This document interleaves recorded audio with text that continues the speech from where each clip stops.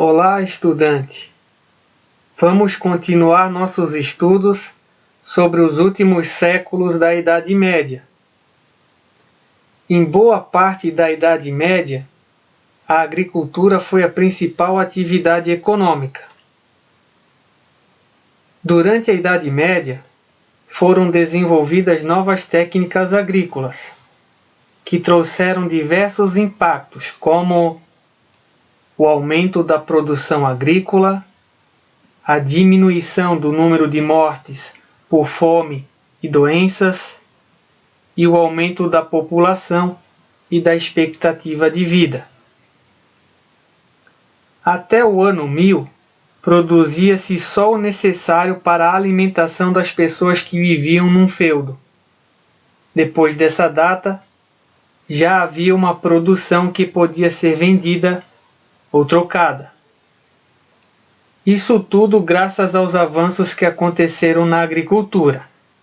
Agora, vamos conhecer esses avanços. Rotação trienal de culturas. Como funcionava? A terra era dividida em 3 lotes. Em 2 lotes eram plantados 2 produtos diferentes, e o terceiro ficava em repouso. A cada ano era trocado a plantação em cada lote, e sempre havia um lote em descanso para o solo. Essa técnica evitava o esgotamento da terra.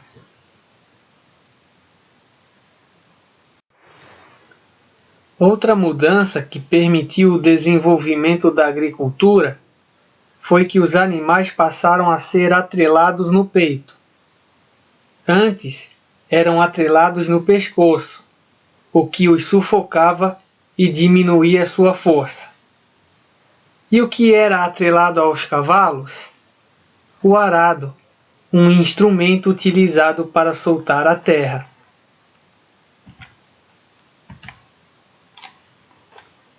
Também surgiram novos instrumentos, como a charrua de ferro ou o arado de ferro, a ferradura, o moinho movido a água, que era utilizado para moer grãos, e diga-se de passagem que um moinho substituiu o trabalho de 40 pessoas, representando um grande avanço.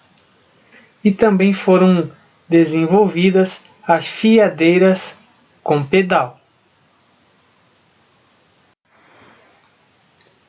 Outro acontecimento que ocorreu nos últimos séculos da Idade Média foram as Cruzadas.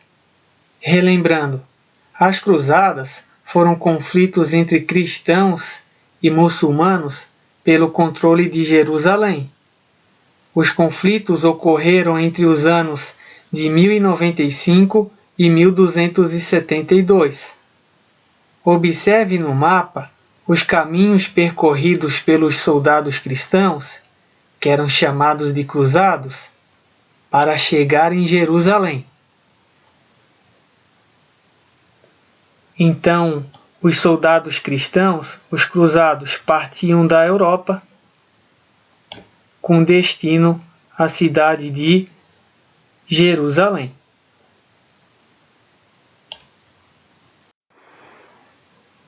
Nesse momento, vamos conhecer algumas consequências das cruzadas. Durante boa parte da Idade Média, o comércio entre a Europa e o Oriente, no caso a Ásia, não era realizado com muita frequência. As estradas eram bastante perigosas e pouco frequentadas. Depois das cruzadas, a situação mudou, e os caminhos utilizados pelos soldados cruzados tornaram-se rotas comerciais, ou seja, estradas utilizadas para o comércio. Então, os comerciantes europeus passaram a buscar no Oriente produtos para revender nas cidades, fortalecendo assim o comércio. Outro resultado das cruzadas foi o enriquecimento dos comerciantes de Gênova e Veneza, pois venderam equipamentos e alugaram navios durante o conflito. Você consegue localizar no mapa essas duas cidades? Veja, Gênova e Veneza são cidades da Itália e que tinham portos importantíssimos. Depois das cruzadas, as cidades de Gênova e Veneza controlaram o comércio realizado pelo Mar Mediterrâneo, que abrange toda essa região.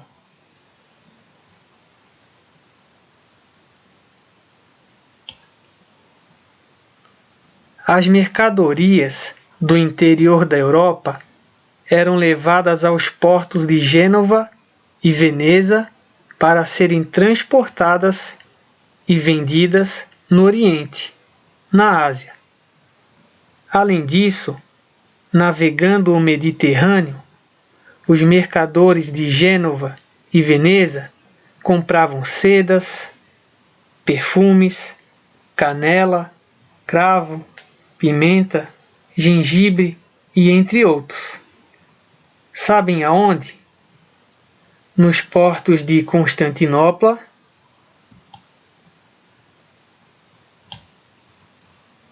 Antioquia e Trípoli. Para quê? Compravam para revender na Europa, obtendo assim altíssimos lucros. Então essas foram algumas das consequências das cruzadas.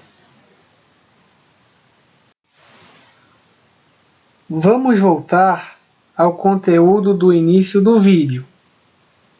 Com as inovações técnicas, como o uso da charrua, a rotação trienal, o moinho, diminuiu a necessidade de mão de obra na agricultura. Então, muitas pessoas se mudaram do campo para as cidades.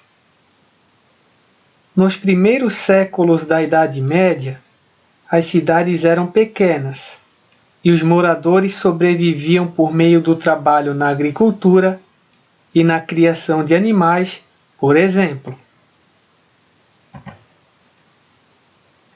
Quando houve um aumento do comércio, a partir do século XI, as cidades cresceram e surgiram novas cidades. Uma curiosidade: no ano 1300, a maior aglomeração era Paris, com 200.000 habitantes. Algumas cidades se formaram ao lado das feiras, outras às margens de rios e outras ainda em torno do castelo de um nobre. As cidades da Idade Média eram chamadas de burgos, por isso seus habitantes eram chamados de burgueses. Vou deixar uma pergunta para você pensar. Hoje em dia, quando falamos em burgueses, estamos nos referindo a quem?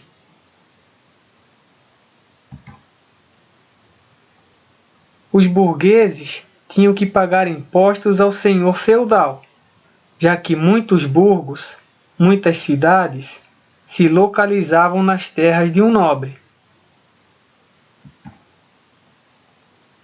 Como foi explicado anteriormente, grande parte das cidades, dos burgos, se localizavam nas terras de um nobre, a quem os moradores tinham de pagar impostos e também prestar serviços gratuitos.